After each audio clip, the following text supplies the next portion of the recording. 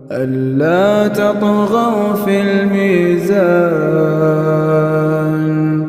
وأقيموا الوزن بالقسط ولا تخسروا الميزان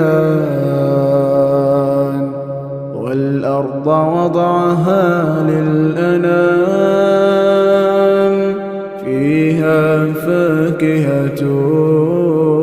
والنخل ذات الأكمام والحب ذو العصف والريحان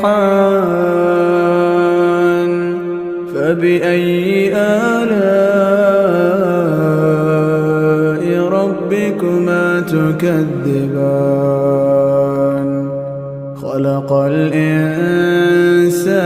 من صلصال كالفخار